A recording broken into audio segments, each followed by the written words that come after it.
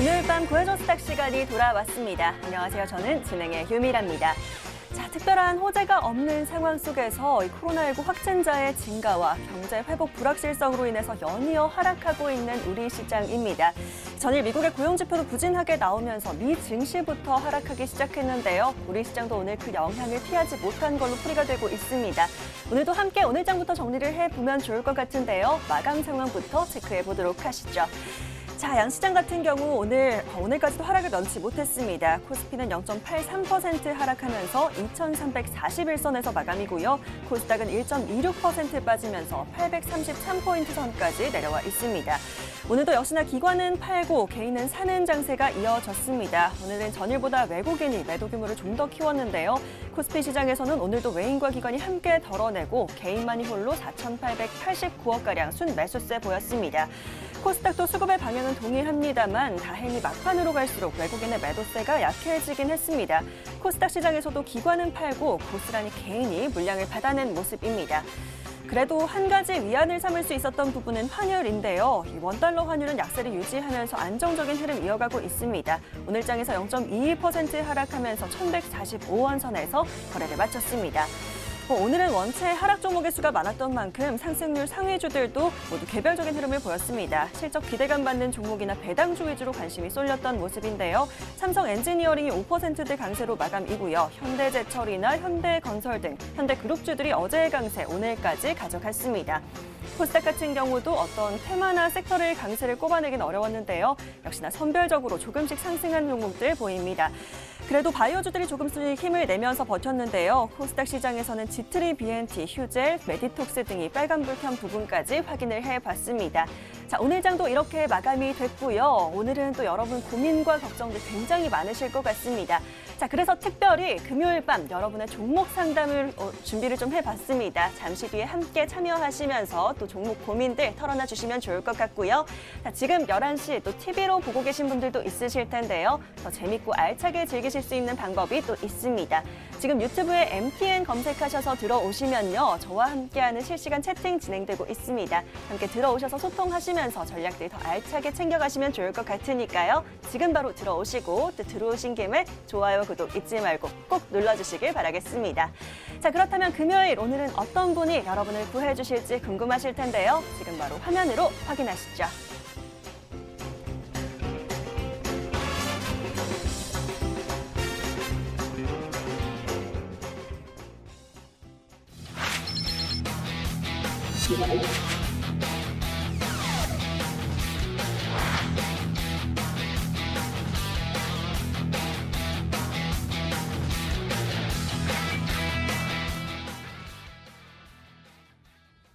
자, 오늘은 조성일 전문가와 함께합니다. 정말 오랜만에 뵙는 것 같은데요. 바로 인사 나눠보도록 하죠. 전문가님 어서 오십시오. 네, 안녕하세요. 오랜만에 굉장히 봤습니다. 오랜만에 뵙는 것 같아요. 한 주 쉬었나요? 2주입니다. 2주 쉬었나요? 굉장히 또 오랜만에 보니까 더 반가운 것 같은데요. 자, 그래서 오늘은 더 알차게 준비해와 주셨을 것 같습니다. 자, 오늘 조성일 전문가가 여러분의 종목들 구해드릴 겁니다. 샵 9100번 문자번호 지금 바로 열어놓을 텐데요. 오늘은 가지고 계신 종목, 고민이신 종목들 보내주시면 되겠습니다. 자, 이 문자번호로 종목명, 매수가, 비중 3가지 담아서 저희에게 보내주시면 되겠는데요. 또 어떤 고민과 사연이 있으신지 자세하게 풀어놔 주셔도 좋겠습니다. 자, 문자란이 좀 짧다 하시는 분들 위해서 저희 홈페이지도 열어두고 있습니다. 포털 검색창에 구해줘 스탁이라고 5글자 검색해 보시고요. 바로 첫 번째 링크 클릭하시면 저희 홈페이지 들어오실 수가 있습니다. 자, 바로 들어와 보시면 사연 신청하러 가기라는 빨간 버튼 있는데요. 이 버튼 클릭하시면 바로 종목 상담 코너로 넘어가실 수가 있고요. 마찬가지로 이 게시판에 여러분의 고민되는 종목들 남겨봐 주시면 될 것 같습니다. 자, 한 주 동안 또 많은 종목들 구해드렸는데요. 고민이신 종목들 오늘은 계속해서 보내주시면 될 것 같고요. 지금부터 빠르게 보내주시길 바라겠습니다. 자, 그러면요. 종목들 받아보는 동안에 저희는 또 이번 주 한 주간의 정리를 좀 해봐야 될 것 같습니다. 오늘은요. 오늘장 정리보다는 이번 주 좀 전반적인 흐름을 함께 살펴보도록 할 텐데요.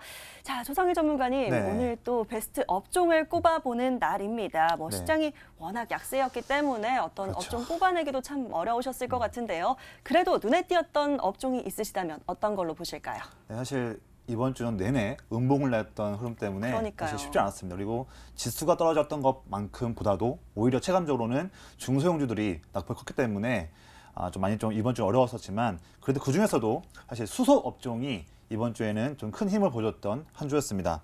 먼저 한 번 더 이번 주 있었던 내용들을 정리하고 왜 수소 업종을 또 앞으로도 우리가 봐야 되는지에 대한 근거들도 좀 말씀드리겠습니다. 먼저 이번 주에 수소경제위원회 여기에서 수소 전문 기업을 1000개를 육성을 하고 또 2040년까지 연료 전지를 무려 8기가와트를 달성하겠다는 목표까지도 제시했고요. 그리고 연료 전지 의무 구매제라는 제도도 도입하고 있습니다. 또한 사실 지금 아직 수소라는 분야에서는요, 전 세계에서 물론 미국과 유럽 쪽에서 강하게 드라이브를 걸고 있지만 아직까지 수소라는 그런 에너지 플랫폼에서 선도를 하고 있는 퍼스트 무버는 아직은 좀 없습니다. 그러다 보니까 우리나라도 현대차 그룹이 먼저 진행했던 좋은 그런 선례가 있기 때문에 정부와 현대차 그룹이 손을 합치고 또 여러 또 2차 벤더들과 함께 힘을 합쳐서 우리나라가 수소 경제에서 전 세계를 선도할 수 있는 그런 선도자가 되보자라는 그런 행보로 정부가 정책을 여러 가지를 펼치고 있는데 이번 주에도 좋은 내용이 나온 거죠. 그러면서 내년도에 수소 모빌리티 그리고 수소 공급 인프라, 수소 핵심 기술 개발 그리고 수소 시범도시 이렇게 많은 굵직굵직한 그런 내용들을 장려책을 내놓으면서 무려 8천억 정도 되는 막대한 예산을 내년에 지원하겠다는 내용도 나오고 있습니다. 또한 내년 2월 달에는요 수소법도 시행하게 되고요. 그리고 2022년에는 수소 발전을 하기 위해서 수소 관련한 그런 에너지원을 의무로 구입을 해야 하는 그런 제도까지도 이어지기 때문에 이런 수소 관련한 그런 부분들은 단기 이슈가 아니라 중장기적으로 내내 시장에서 나올 수밖에 없는 부분이라 말씀드립니다. 그리고 또한 정부뿐만 아니라 방금 말씀드렸지만 현대차 그룹이 최근에 정의선 회장이 신임으로 회장으로 올라가면서 매우 강하게 수소 경제에 진출하겠다라는 내용을 말하고 있습니다. 그러면서 사실 최근에 현대차 그룹 정의선 회장이 우리가 시장을 선도할 수 있는 그런 수소에 대한 그런 힘을 발휘하겠다 이런 부분도 있었는데 여기에서 우리가 수소 관련한 그런 또 아이디어를 뽑아낼 수 있는 거죠. 먼저 그래서 이번 주에 수소 관련해서 어떤 종목들이 어려운 시장에서도 힘을 냈는지를 한 번씩 말씀드리겠습니다. 차트 보시면요. 먼저 현대제철이 수소 생산 공장을 설립하겠다는 그런 검토한 부분 때문에 크게 오르는 부분이 있었고요. 그 다음에 한국가스공사 이 기업도 지금 어제와 오늘 상승 크게 했는데 수소 제조 사업자에게 천연가스를 직접 공급하겠다는 내용이 나오면서 시장의 두각을 보였습니다. 그리고 세 번째로는 우수 AMS 같은 경우에는 8월 말부터 내내 오르는 힘 있는 모습인데 수소차 변속기와 감속기용 부품을 현대 기아차에 공급하는 부분이 있고요.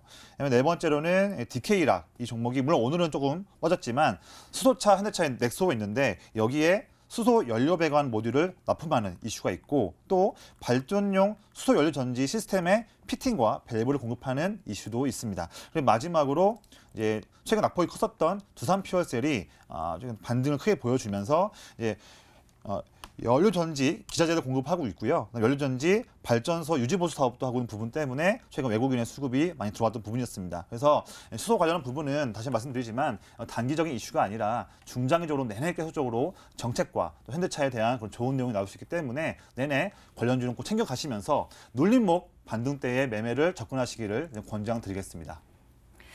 예, 그렇습니다. 말씀해주신 대로 이번 주도 수소경제위원회 이렇게 활동이 또 이슈가 있었던 만큼 오늘 수소로 이번 주 업종 꼽아주셨습니다. 관련주로 DK락, 두산 퓨얼셀 등 이렇게 얘기를 해주셨는데요. 중기적으로 계속해서 또 좋은 흐름 가져갈 것 같다라고 하시니까요. 잘 관심 있게 참고해 보셔야 될 것 같습니다. 자, 이번 주 베스트 업종 함께 살펴봤고요. 잠시 뒤 종목 상담 이후 마지막 코너에서는 다음 주 유망하게 살펴볼 베스트 업종까지 미리 짚어봐 드릴 테니까요. 마지막까지 함께 해주시길 바라겠습니다. 자, 그렇다면 금요일은 여러분들이 많이 좀 기다리고 계신 시간이 있기 때문에요. 종목 상담으로 바로 넘어가 보도록 하겠습니다.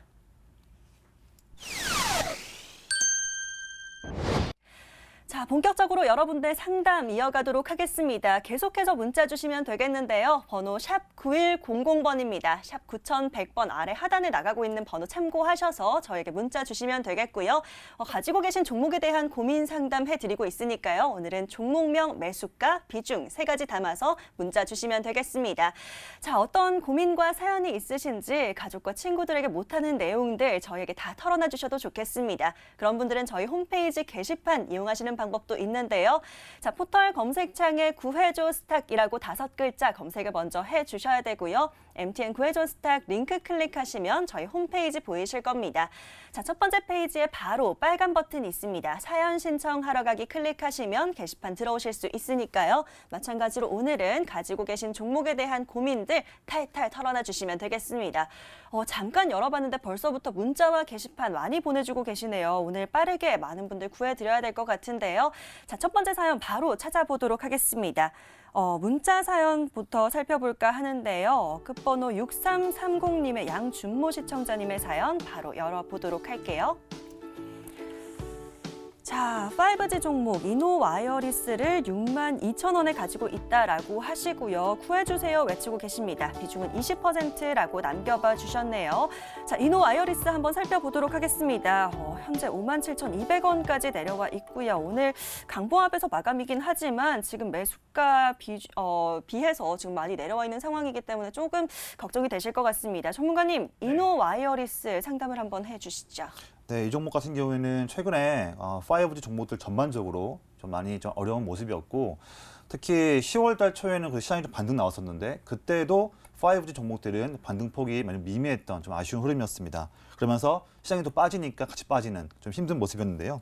결론 먼저 말씀드리면 주가 반등 여력은 높다 말씀드립니다. 그래서 물론 지금도 비중이 20%이지만 반등을 보여준다 한다면 그때에 조금은 더 비중을 추가하시는 부분도 좀 권장드린다 말씀드립니다. 그렇게 생각하는 말씀들을 좀 드릴게요. 먼저 이 기업은요, 통신 서비스 이제 무선망에서 관련한 소프트웨어를 좀 제조하고 납품하고 있고 또 네트워크 유지보수 개척 장비를 만들고 있습니다. 근데 하지만 이런 사업들보다도 가장 시장에서 올해 또 특히 주목받았던 이유는 통신 장비 중에서 스몰셀이라고 해서 소형 조그마한 기지국을 우리가 스몰셀이라고 말합니다. 이게 이제 좁은 지역의 그런 통신 커버리지를 보충해주는 역할을 하고 있는데요. 여기에서 4G뿐만 아니라 특히 5G 쪽 스몰셀에 대한 매출 기대감이 있기 때문에 이 종목이 시장에서 주목받았던 이유인데요. 일단 먼저 최근에 5G 업종 이 종목뿐만 아니라 조정받았던 이유가 우리가 이제 작년부터 해서 LTE보다 20배 빠른 그런 통신이 5G다라는 그런 정부와 통신사들의 홍보 때문에 5G를 좀 높은 요금제에도 불구하고 가입을 많이 했죠. 그런데 최근에 이미 아는 사람도 있었지만 또 최근에도 진정한 우리가 5G라고 하고 하는 28GHz 이쪽 고주파수 영역을 사실 전국망은 어렵다. 그리고 한다고 하더라도 정말 좁은 지역, 예를 들면 뭐 정부 단체나 어떤 기업이나 뭐 공장이나 뭐 아파트나 이렇게 어떤 특정한 구역에만 28GHz에 해당하는 그런 고주파수가 적용될 수 있다. 이렇게 얘기 나온 것 때문에 그러면 우리가 진정으로 얘기하는 그런 지금 3.5GHz뿐만 아니라 그 높은 차원의 주파수에 대한 부분은 국내에서는 뭐가 없다. 이런 실망감 때문에 수급이 빠지는 그런 아쉬운 흐름이었습니다. 근데 저는 이 기업은 그래도 스몰셀과 특히 또 5G 업종의 무한한 성장성 때문에 그래도 가져가야 한다고 말씀드립니다. 하나씩 좀 말씀드리면요. 먼저 스몰셀 같은 경우에는 말씀드렸다시피 이제 좁은 지역에서 설치를 하면서 곳곳에 들어가는 그런 통신 그런 주파수를 보내주는 역할을 하고 있는데요. 말씀드렸다시피 우리가 진정한 5G라고 하고 하는 28GHz가 올해 말 내년 초부터 이제 B2B의 형식으로 납품될 것인데 아무래도 어쨌든 이 고주파수 같은 경우는요. 조금의 저항만 있어도 심지어는 유리만 앞에 와 있다 하더라도 창문만 있다 하더라도 주파수가 그게 통과하지 못하는 그런 좀 아쉬움도 있습니다. 그러다 보니까 어떤 아파트든 공장이든 어떤 기업이든 곳곳에 이 스몰셀을 설치를 많이 해야 되거든요. 이런 부분부터 분명히 발주는 나올 수 있습니다. 이런 부분 말씀을 드리고요. 그다음에 두 번째로는 5G 업종이 그래도 올해 연말과 내년 초에도 크게 성장할 수 있다 말씀드립니다. 먼저 최근에 아이폰 12가 5G 모델을 이제 나오면서 전 세계적으로도 5G 통신에 대한 수요가 더 늘어날 수 있는 부분인데요. 아무래도 우리나라든 미국이든 다른 나라들이든 5G 통신 가입자가 늘어나야 아무래도 그 나라에 있는 로컬 통신 사업자들이 더 인프라를 더 확충을 더 많이 하지 않겠습니까? 그러다 보니 가입자가 순종하는 데에 이 아이폰 12가 기여하는 바가 클 수 있다 말씀드리고요. 그다음에 올해 상반기 때 코로나 때문에 지연되었던 5G 투자 목표치가 미달된 부분이 있기 때문에 그 부분은 내년으로 이연되어서 분명히 설치가 될 것이다 말씀드립니다. 그리고 우리가 정부가 디지털 뉴딜을 외치고 있는데요. 여기에 모든 것의 구현의 핵심은 5G 인프라입니다. 이것은 놓치면 안 될 것 같고요. 그리고 좀 마지막으로 얼마 전 9월 초에 미국이 5G 주파수 경매를 한번 했었죠. 그 한 이후에 바로 삼성전자가 미국 1위 통신사업자인 버라이즌으로부터 5년간 무려 8조원에 해당하는 막대한 수주를 따냈습니다. 이에 대한 수주도 또 추가 나올 건데요. 또 기대할 것은 뭐냐면 미국에서 주파수 경매가 12월 달에 한 번 더 있습니다. 내년에도 있을 수 있고요. 그렇기 때문에 내내 미국에서도 좋은 내용들을 들을 수 있기 때문에 이런 또 수주에 대한 우리가 이제 낙수 효과라고 하는데 트리클 다운에 대한 효과는 내내 이어질 수 있다 말씀드리고 여기에서 이너 와이어리스도 분명히 수혜받을 수 있는 그런 바운더리에 들어있다 말씀드리고요. 또한 미국이 계속 중국을 제재하면서 화웨이 쪽 벤더가 많이 지금 힘들고 있는데 이너 와이어리스는요. 세계 4대 통신 장비 기업인 화웨이를 제외하면 삼성전자, 에릭슨, 노키아가 있는데 이 세 군데에 모두 다 납품을 한 이력이 있습니다. 그렇기 때문에 삼성에서 발주가 나오든 에릭슨에서 나오게 되든 노키아가 나오게 되든 이너 와이어리스는 다 좋은 모멘텀이 있을 수 있기 때문에 단기간에 좀 물려 있지만 반등이 나온다 한다면 비중을 조금은 투자한 다음에 좀 더 장기적으로 보시길 제안드리고요. 차트 한번 보시면 지금은 주가가 눌려서 57,200원 부분에 있지만 아무래도 시장 상황을 먼저 좀 봐야 될 것 같습니다. 지금은 아무래도 시장 때문에 좀 더 빠지는 영향이 있지만 첫 번째 지금 보시면 9월 말에 저점이었던 55,000원 부분 이 부분에서 한번 지지력을 볼 수 있을 것 같고요. 혹시나 만약에 지지를 못한다 한다면 그 다음에는 바로 아래에 있는 지금 121선 있는데요. 53,000원 부분 여기에서 지지력을 확인한 다음에 비중을 조금은 더 실어 보시는 부분을 말씀드리겠고요. 만약에 아쉽지만 52,500원 이 라인을 만약에 깬다고 한다면 그때는 비중을 반은 좀 줄여주시고 더 아래에서 매집할 수 있는 기회를 보시는 것을 제안드리고요. 주가가 오른다 한다면 목표 주가는 1차적으로는 9월 초에 있었던 71,000원 정도 라인을 말씀을 드리겠습니다. 예, 말씀해주신 대로 이 디지털 뉴딜의 핵심이 바로 5G이기도 하고 또 이번 주 있었던 아이폰 12의 출시로 또 5G 가입자가 증가될 거라는 기대감과 함께 주가 반등 여력이 높다라는 얘기 해주셨습니다. 반등 시 또 비중을 높이는 게 좋겠다라고 얘기를 해주셨고요. 목표가는 다시 볼 경우에는 71,000원까지도 괜찮겠다라는 얘기 해주셨습니다. 잘 참고하시길 바라겠고요. 자, 빠르게 다음 분도 구해드려야 될 것 같습니다. 이번엔 어떤 사연들 들어와 있을지 함께 찾아보시죠.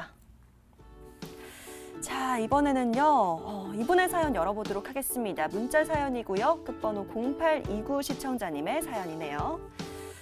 손실이 너무 커서 조언 좀 부탁드립니다. 엔지캠 생명과학 매수가 15만 원이고 비중이 30%다라고 남겨주셨습니다.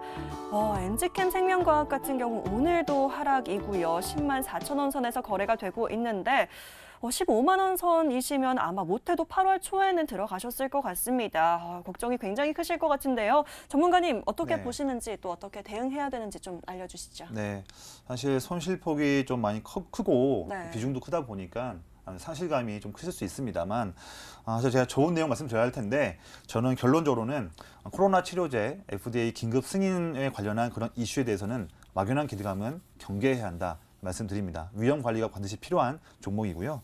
이 종목 아시다시피 사실 혈관 내에서 호중구의 유출을 막아주는 EC18이라는 파이프라인을 보유하고 있는데 이게 이제 여러 가지 증상 중에서 코로나로 인해서 우리가 호흡곤란이 이룰 수 있는데 이 부분을 치료할 수 있다는 그런 기대감 때문에 코로나 관련해서 이제 엮여 있는 종목이었는데 이 종목이 올 8월 달에 FDA 임상 이상 시험 계획을 통과했죠. 국내 최초로. 이 부분으로 인해서 그때 주가가 7월 말에 급등했던 그런 좋은 그런 기억이 있는 종목이었습니다. 이 종목은요, 제가 좋은 내용 먼저 말씀드리고요. 그 이후에 좀 경계하고 아쉬워하는 내용들을 말씀드릴게요. 먼저 좋은 내용으로는 어쨌든 미국에서 임상 실험을 진행하기 때문에 국내보다는 아무래도 미국에서 코로나 환자가 더 많다 보니까 더욱더 환자를 모집할 때, 임상 시험 모집할 때 더 많은 사람들을 빨리 모집할 수 있겠죠. 그러다 보니 그런 부분도 빨리 결과를 볼 수 있는 부분도 있고 데이터의 그런 양도 풍부할 수 있겠죠. 그리고 임상 성공할 때 아무래도 미국이다 보니까 더욱더 큰 매출을 기대할 수 있는 부분은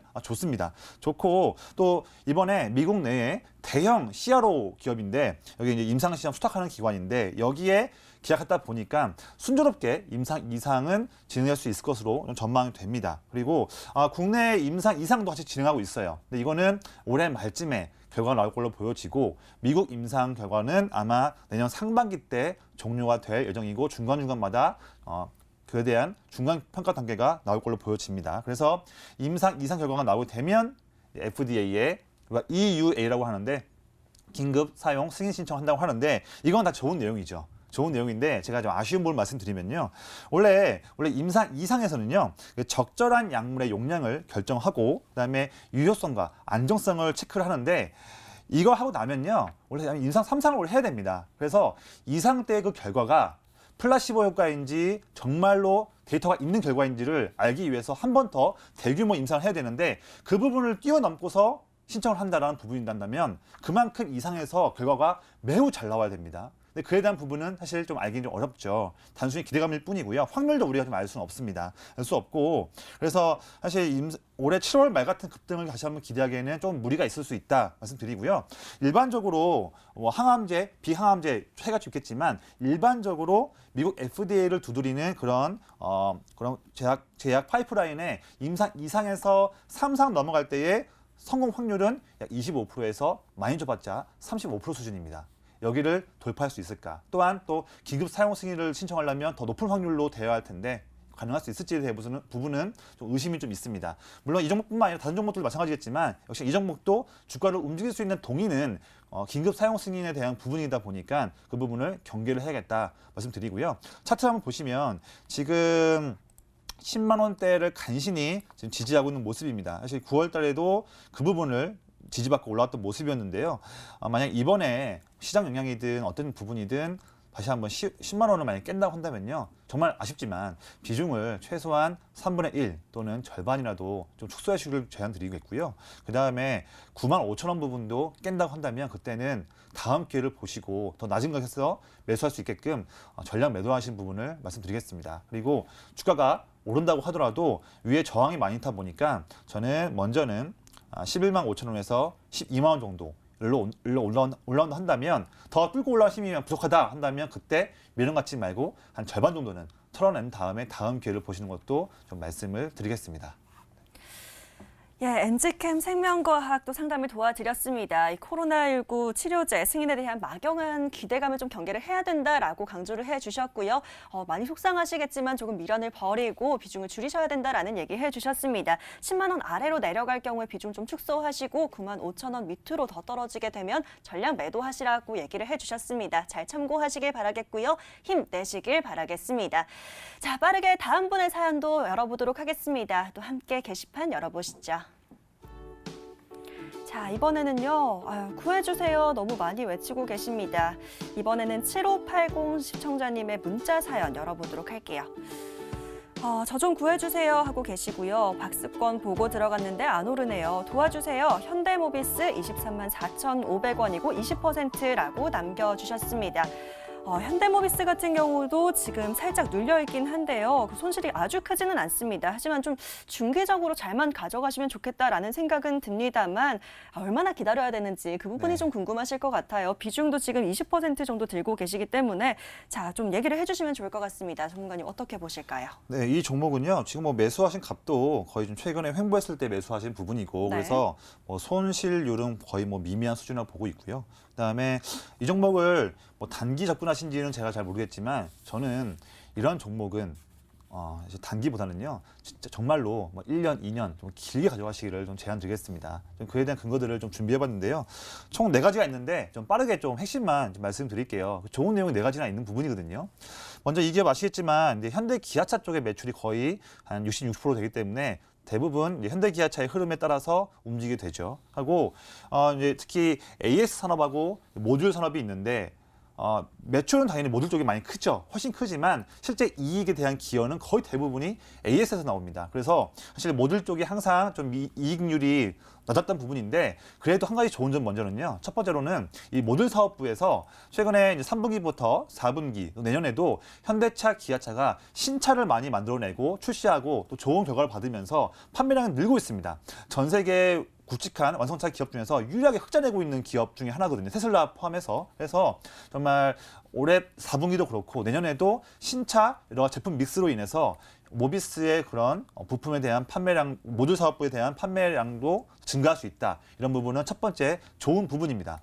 두 번째는요. 아무래도 전기차를 말씀드릴 것 같아요. 전기차에서 내년부터 현대차가 자체 개발한 우리가 eGMP라고 해서 자체 전기차를 대량으로 생산할 수 있는 그런 생산 라인을 만들었죠. 여기에서 1차적인 물량 전량을 모비스가 수주했고 납품하게 됩니다. 이런 부분에서 현대차의 전기차에 대한 그런 실력이 좀 커지고 있기 때문에 여기에서 소비자들의 수요가 증가하고 있고 그러다 보니 모비스의 전기차 관련한 그런 부품 매출도 분명히 증가할 수 있을 거기 때문에 여기서도 우리가 두 번째 장점 볼 수가 있죠. 세 번째 장점으로는요. 수소를 말씀 안 드릴 수가 없겠죠. 현대차에서 수소를 말씀 안 드릴 수가 없는데요. 현재 전 세계에서요. 수소 우리가 퓨얼셀이라고 하는데 연료 전지 시스템을 양산할 수 있는 기업은 모비스와 도요타밖에 없습니다. 그만큼 그런 힘을 가지고 있는 그런 기업인데요. 올해 7월 달에 아시겠지만 현대차가 세계 최초로 액시언트라고 해서 세계 최초 수소로 운행하는 트럭을 만들어서 스위스에 판매했죠. 이게 내년에도 그렇고 내후년에도 그렇고 더 막대한 물량을 판매할 그런 계획이 이미 잡혀져 있습니다. 여기에서 현대기아차뿐만 아니라 모비스도 크게 성장할 수 있는 동력을 갖춘 부분이고요. 그다음에 아마 조만간 2022년쯤이죠. 내년 말쯤에 2022년쯤에 충주의 이 공장이 이제 증설되게 되면 그때는 지금은 훨씬 더 많은 양의 그런 수소 전기 트럭을 만들 수 있고 또 수소 연료 전지도 만들 수 있는 그런 캐파를 가질 수 있기 때문에 여기에서도 모비스가 외형이든 마진이 커질 수 있는 그런 동력을 가질 수 있을 것으로 전망됩니다. 그리고 마지막 네 번째로는요. 사실 지분 관련한 부분인데요. 먼저 이제 현대차 그룹에 대한 지배구조 이슈가 있는데 여기서는 아무래도 원래는 현대모비스가 정몽구 회장의 지분이 있기 때문에 좀 중심이었지만 조금 이제 현대글로비스로 좀 옮겨졌습니다. 왜냐하면 정의선 회장의 지분이 모비스는 거의 0.3%밖에 없고요. 현대글로비스의 지분이 23%이기 때문에 글로비스 쪽으로 지배구조의 핵심은 조금 옮겨진 감이 있습니다만 그것을 차치하더라도 모비스가 현재 현대차 지분 21% 가지고 있습니다. 상당히 많이 있죠. 여기에 따른 지분법 이익을 볼 수가 있을 텐데 현대차가 아시겠지만 올해 7월 달에만 현대차가 10만 원이었는데요. 지금 17만 원입니다. 그만큼 급등했던 부분이 있다 보니까 장부상에서 지분법 평가 이익을 봤을 때 분명히 이번 3분기와 4분기 때는 더 좋은 그러한 반영이 될 것이다 말씀드립니다. 그래서 차트 한번 보시면요. 지금은 내내 현대차, 기아차가 7월 달부터 급등했던 것만큼은 사실 오르지 못하고 있어서 아쉬울 수는 있습니다만 그래도 저는 최근에 이 3개월 동안의 이 횡보 구간만큼은 이번에는 돌파할 수 있을 것으로 전망됩니다. 모비스를 둘러싸는 여러 가지 환경들이 부정적인 부분이 없거든요. 그래서 저는 우상향으로 보고 있고요. 그리고 지금 주가가 만약에 빠진다고 하더라도 저는 뭐 22만 원이든 21만 원이 더 빠진다면 조금씩 더 소량이라도 조금씩 물량을 더 사시기를 저는 제안드리겠습니다. 그래서 좀 중장기로 보시기를 말씀드리고요. 제가 이 기업이 주가가 오른다 한다면 어디까지 중장기로 봐야 할지를 제가 체크해 봤는데 먼저 지금 이 기업이요. 오늘 종가 기준으로 봤을 때 PBR이 0.65배입니다. 원래 뭐 자동차 업종이 다 PBR이 낮죠. 이 기업도 낮은데요. 이 기업의 PBR 1배 수준을 봤을 때는 1배가 35만 8천 원입니다. 지금 주가 대비해서 10만 원 이상 차이 나죠. 그래서 막연할 수 있는데요. 사실 지금 전 세계에서 현대차, 기아차처럼 이런 친환경차를 잘 진행하고 있는 그런 기업들의 프리미엄을 주고 있는 부분이 있습니다. 그 부분이 분명 모비스에도 오지 않으려는 법이 없거든요. 오히려 지금 현대차, 기아차보다 주가가 못 오른 부분에 대해서 저평가받고 있기 때문에 이에 대한 괴리 이유는 분명히 좁힐 수 있다 말씀드립니다. 그래서 모비스 같은 경우에는 주가 물론 제가 말씀드린 것처럼 35만원까지 가면 좋겠지만 그렇지 않다 하더라도 그만큼 더 크게 바라보고 PBR 1배까지 가는 부분까지도 좀 크게 바라보시면서 가져가시기를 권장드리겠습니다. 예, 현대모비스 같은 경우는 아마 짧게 보고 들어가신 건 아닐 것 같긴 한데요. 1, 2년 정도 좀 계속해서 보시면 좋겠다. 본격적인 이익 성장 구간이다라는 부분 얘기를 해주셨습니다. 35만 원 선까지도 길게 보면 갈 수 있겠다라는 얘기 해주셨으니까요. 조금 더 기대하시면서 또 기다려보시면 될 것 같습니다. 수익 잘 챙기시길 응원드리도록 하겠고요.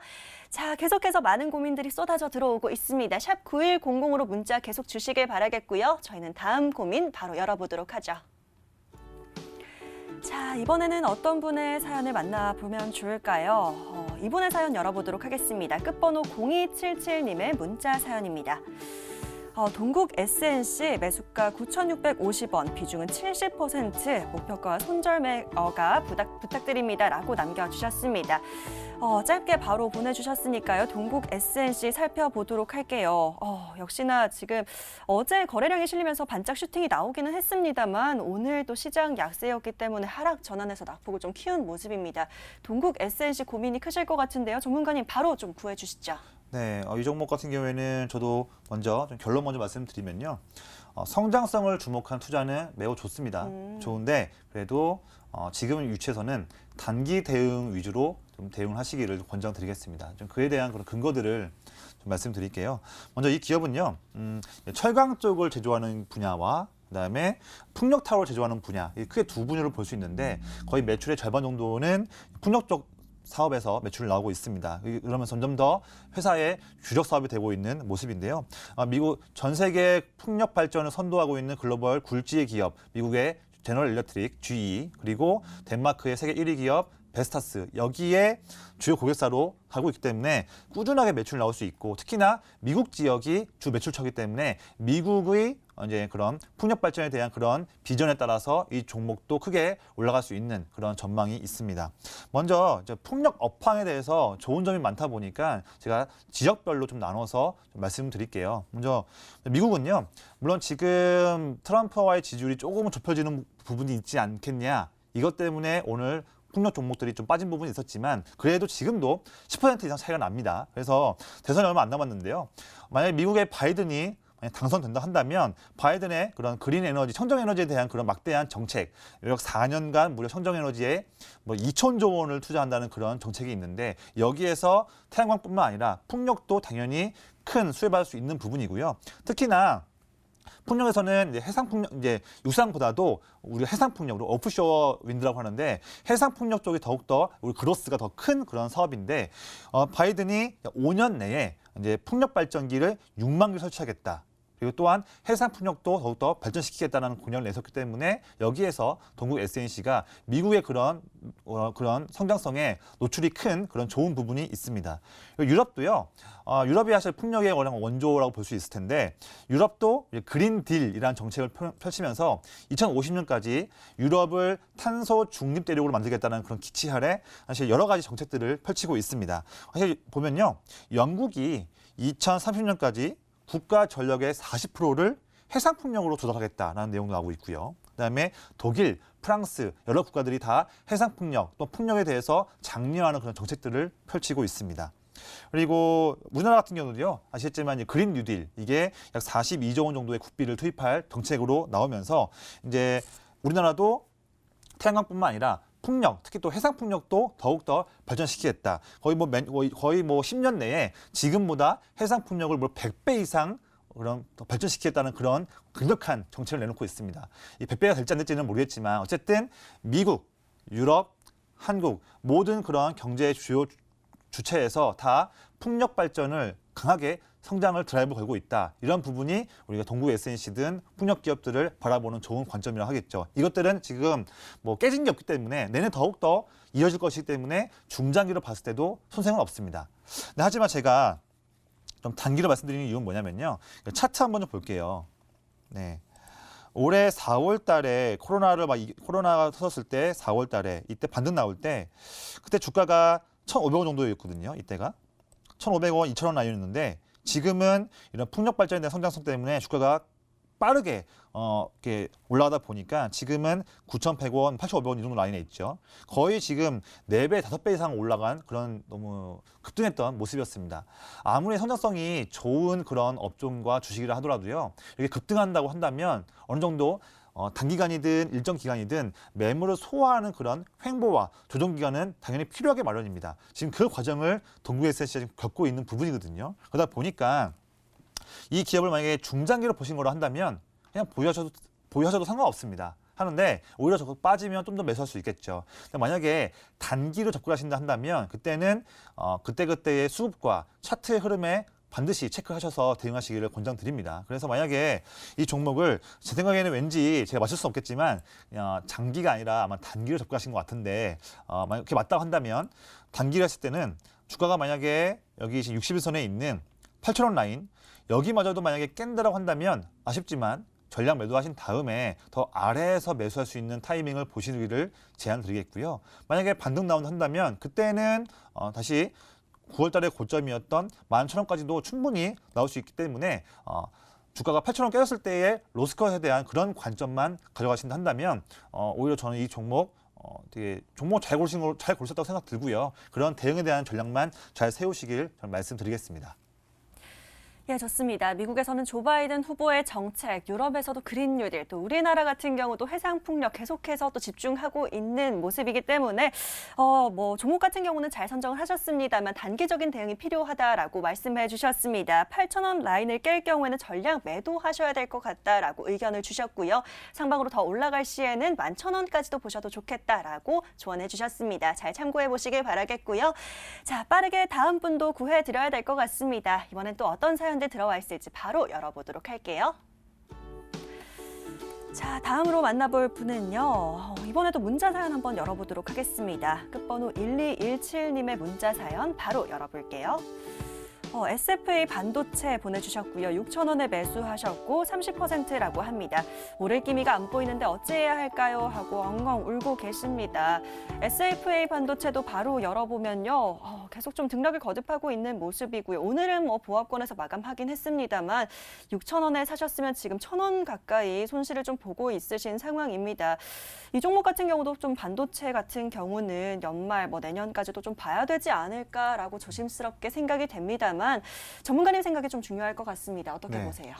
앵커님께서 잘 보신 것 같고요. 네. 네, 제 생각도 좀 거의 일치합니다. 그래서 결론 먼저 말씀드리면 연말 내년 초까지를 바라보는 조금 넓은 관점으로 보시기를 바라겠고요. 그럴 때에 이 기업 같은 경우에는 글로벌 데이터 센터들의 그런 서버 디램 여기에 대한 수요가 증가해야만 주가가 좀 탄력 있게 움직일 수 있는 그런 사업 구조를 갖추고 있습니다. 그러다 보니 글로벌 그런 굴지의 IT 기업들의 그런 행보를 좀 보는 게 중요하고 있고요.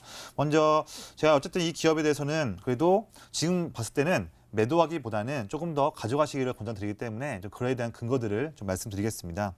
아시겠지만 이 기업은요, 반도체 후공정에서 반도체 조립과 테스트 쪽을 담당하는 기업인데 거의 대부분의 매출은 삼성전자 쪽에 납품이 되어 있죠. 그리고 특히 서버 디램 쪽에 노출도가 좀 큰 기업이다 보니까 말씀드린 것처럼 글로벌 그런 데이터 센터들의 그런 서버 디램에 대한 구매 수요와 그 수요에 대한 그런 부분에 의해서 주가가 움직이는 경향이 있습니다.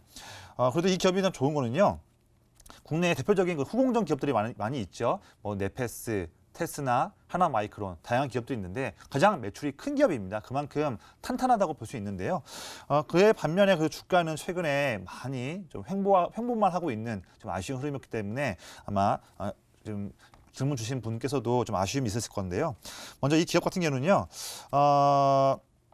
말씀드리면 먼저 주가가 사실 7월 달 이후로 8월, 9월, 10월 달에 내내 좀 아쉬웠던 흐름이 있었던 이유가 사실 올 상반기 때 우리가 아마존이든 마이크로소프트든 구글이든 엔비디아 등 다양한 그런 서버 관련한 기업들이 사실 올해 상반기 때 이미 미리 코로나 때문에 수요가 늘어날 걸 대비해서 서버 D램을 이미 많이 구매했습니다. 그러다 보니까 서버 D램 고정 거래 가격이 6월 말까지는 상승하다가 7월, 8월, 9월에 꺾이면서 거의 6월 달에 고점이었던 가격 대비해서 거의 15% 이상 꺾였던 흐름이거든요. 그러다 보니까 주가도 당연히 그에 맞춰서 아쉬운 흐름을 보이고 있는 게 좀 사실이었습니다.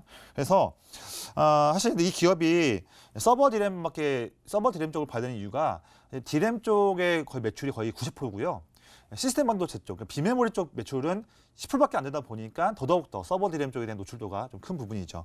제가 그래서 지금까지는 조금 아쉬운 부분이었지만 그래도 하반기 때 또 내년 초에는 바라보자라는 이유는 뭐냐면 그래도 미국에 있는 북미 데이터 센터 기업들이 그래도 최근 10월 달 초에 6개월 만에 서버 디램을 다시 구매를 하기 시작했습니다.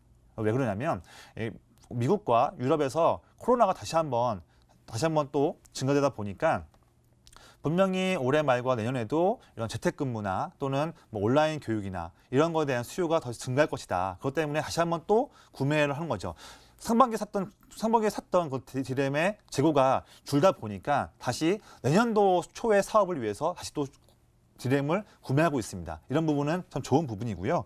특히 또 미국의 케이스를 본다면요. 올해 말에 대규모 소비 시즌이 열려 있습니다. 집중되어 있죠. 11월 달에 우리가 블랙 프라이데이 그리고 다음에 사이버 먼데이가 있고요. 그리고 12월에 크리스마스가 있습니다. 이렇게 11월과 12월에 집중되어 있는 소비 시즌에 맞춰서 그런 여러 다양한 기업들이 서버 트래픽에 몰릴 것을 대비해서 서버를 더 늘리는 그런 이슈가 있기 때문에 여기서도 SFA 반도체가 더 좋아질 수 있는 부분을 볼 수 있고요. 그리고 또한 우리가 이제 인텔을 빼놓을 수 없는데 글로벌 CPU의 거의 95%를 장악하고 있는 인텔을 우리가 봐야 합니다. 인텔이 내년 1분기 때는 아마 새로 신제품인 아이스레이크를 출시할 계획인데 여기를 출시하게 되면요. 이 새로운 CPU의 성능에 알맞게끔 서버에 대한 성능도 더 늘려야 되는 부분이 있습니다. 여기에서 또 최신의 DDR4든 DDR5든 알맞는 서버 디램을 구매할 수 있는 욕구가 있을 수 있다 말씀드리고요. 또한 마지막으로는요. 2017년 때 그때 미국에서 상당히 많은 그런 서버 디램을 구매하면서 많은 그런 서버들이 생겼는데 되게 서버들의 평균 교체 시기가 한 4년입니다. 그러다 보니까 4년이 내년이죠. 내년 초죠. 그러다 보니까 그런 대규모 교체 시기도 도래한다. 그게 다 2021년 초에 모이고 있다. 이런 부분으로 인해서 SF 반도체는 내년 초까지 보기를 바라고 있고요. 차트 보시면 지금은 계속적으로 주가가 5,000원대 초반에서 횡보하고 있는데 주가가 저는 이 종목을 단기가 아니라 좀 중장기로 보신다면요. 조금 더 빠지더라도 조금 더 인내하시기를 저는 권장드리고요. 주가가 충분히 올해 연말 내년 초까지도 좀 먼 기간이겠지만 그래도 7월 달에 고점이었던 6,000원대 중반까지도 충분히 올라갈 수 있다 말씀드리기 때문에 조금은 인내하시는 그런 과정을 말씀드리겠습니다. 예, SFA 반도체까지 함께 살펴봤습니다. 이 다소간의 등락이 너무 연연해 하시기보다는 조금 인내심을 갖고 기다려 보셔야 될 것 같습니다. 잘 참고해 보시길 바라겠고요. 너무 아쉽지만 오늘 사연은 여기까지만 만나보도록 하겠습니다. 오늘 세워주신 투자 전략 잘 참고하셔서 꼭 성공적인 대응하시길 바라겠고요. 지금부터는 바로 다음 주 준비하러 넘어가 보도록 하겠습니다. 채널 고정.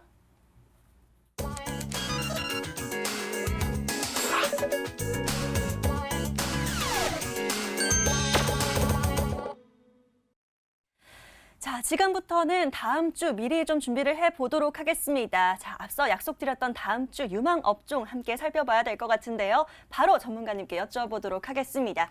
자, 전문가님, 네. 항상 또 짚어주시는 유망 업종과 또 호로록 이렇게 짚어주시는 종목들 정말 좋은 흐름들을 항상 보여주고 계시기 때문에 오늘도 네. 기대를 해보도록 하겠습니다. 자, 다음 주 첫 번째 업종 살펴봐 주시죠. 네. 제가 좀 빠르게 좀 말씀드릴게요. 네. 먼저는 제가 자율주행 쪽을 좀 말씀드리겠습니다. 먼저 이제 아시겠지만 다음 주에 우리나라 시간으로 21일이죠. 테슬라가 완전 자율주행 베타 버전을 출시하게 됩니다. 여기에서 한번 투자 심리가 좋아질 수 있는 이슈가 있고요. 그다음에 이번 주에 현대차 그룹의 정의선 회장이 취임하면서 자율주행을 향한 정의선 플랜이라고 하는 것들을 기치 아래 더 드라이브를 걸고 있는 모습이 있습니다. 점점 자율주행에 대한 투자 심리가 좋아지고 있죠. 그리고 또한 2022년에는요, 세계 최초로 현대차가 로보택시도 사용한다는 그런 이슈도 있습니다. 그러다 보니까 내내 당장 지금뿐만 아니라 자율주행 같은 경우에는 내년이든 내후년이든 시간이 지나면 지날수록 점점 더 구체화되고 실력이 더 증가되면서 이런 자율주행에 대한 관심은 점점 더 높아질 수 있다 말씀드리고요. 하지만 이제 주가 변동성이 심합니다. 대부분은 아직까지는 가시적인 성과가 나오지 않다 보니까 단순 단기 테마성을 이루고 있는 종목들이 많습니다. 그래서 최근에도 많이 올랐지만 그래서 이번 주에는 좀 빠지고 있는데 역시나 자율주행 같은 경우에는 다음 주에 접근을 할 때도 단기 변동성이 심하기 때문에 단기로만 접근하시길 권장드리고 빠른 손절이 가능하신 분들만 접근하시기를 좀 권장드리겠습니다. 관련 종목으로 종목군이 많이 있지만 그중에서 한 4가지만 제가 한번 골라봤는데요. 차트 보시면서 말씀드릴게요. 먼저 첫 번째로는 우리가 텔레칩스 말씀이 있는데 이 종목은 차량용 전장 제품, 그다음에 통신에 핵심되는 그 칩을 만들고 있는 회사인데요. 이 회사 같은 경우에는 지금 제 차트에서는 이 노란색 선이 21선인데 지금 21선과 조금 더 빠져서 이격을 좁히면 그때 접근하시기를 권장드리겠고요. 두 번째로는 칩스앤미디어 자회사죠. 이 회사 같은 경우에도 이제 영상 데이터 처리를 하거나 또는 센서를 설계할 때 필요한 기술을 만들고 있는 회사인데 특히나 이 기업은요. 차량용 전 세계 반도체 1위 기업인 NXP의 매출을 많이 하고 있는 기업이다 보니까 관심이 더 있는 기업이고 이 기업도 역시나 21선에서 눌림목 반등 보여주면 그걸 보고서 단기 접근하시기를 권장드리고 20선 샀는데 21선을 깬다고 한다면 그때는 미련 없이 매도하시는 관점으로 말씀드립니다. 세 번째로는요. 라닉스라고 있는데요. 이 기업은 자율주행 자동차의 핵심 기술인 V2X, 그러니까 Vehicle to Everything이라는 하는데 여기에 관련한 솔루션을 만들고 있는 회사이기 때문에 주목해 볼 만하고요. 마지막으로 모바일 어플라이언스라는 종목이 있습니다. 이 기업 같은 경우에도 역시나 차트 흐름은 다 비슷비슷한데요. 이 기업은 딥러닝, 빅데이터, 5G 통신 기반의 자율주행 관련한 그런 기술을 보유하다 보니까 이 자율주행 관련해서 기대를 받고 있는 기업입니다. 이 기업들 다 21선 눌림목 딛고 나서 반등 나오는 걸 보고 그런 기업에 접근을 단기로 하시기를 말씀드리겠습니다.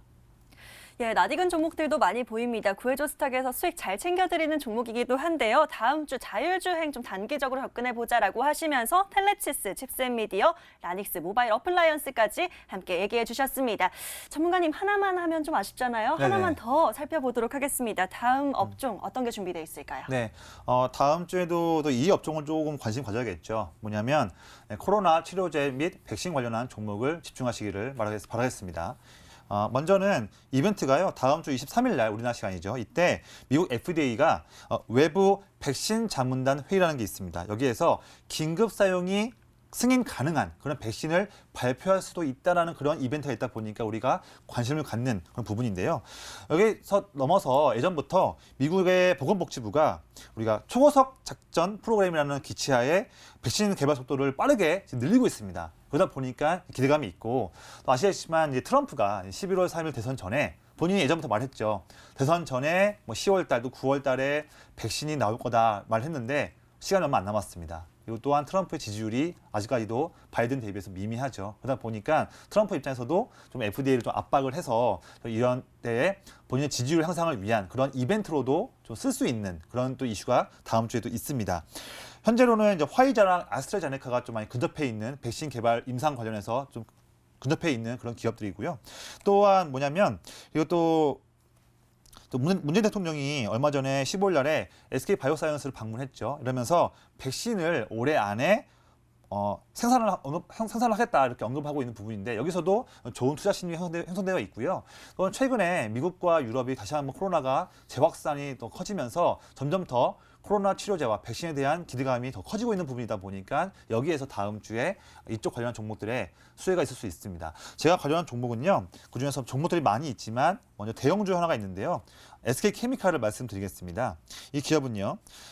이 기업 자체와는 아닌데 지분을 가지고 있는 자회사인 SK바이오사이언스 여기의 행보에 대해서 우리가 주목을 하는 부분인데요. 먼저 올해 5월 달에 이제 우리 빌 게이츠 재단 있지 않습니까? 빌 게이츠 앤 멀린다 재단에서 44억 원을 지원받으면서 코로나 백신을 개발하는 데 대한 지원금이 좀 있었고요. 여기에서 우리 기대감이 있고 또한 자체 개발한 백신이 임상 1상을 진행하고 있습니다. 그리고 올 7월 달에 아스트라제네카, 8월 달에 노바백스 쪽에 CMO 물량을 받으면서 여기에 또한 기대감이 있기 때문에 SK케미칼 쪽을 말씀드리고요. 또 우리가 SK바이오사이언스 말할 때는 따라가는 종목이 한 종목 더 있죠.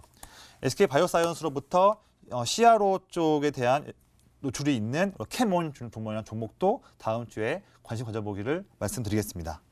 예, 좋습니다. 코로나19 치료제 그리고 백신 관련주도 좀 살펴보자라고 하시면서 SK케미칼, 캐몬까지 얘기해 주셨습니다. 자, 금요일에만 함께 할 수 있는 조성일 전문가와 함께 베스트 업종까지 살펴봤는데요. 다음 주 유망 업종 지금 화면으로 다시 한번 정리해 보시죠.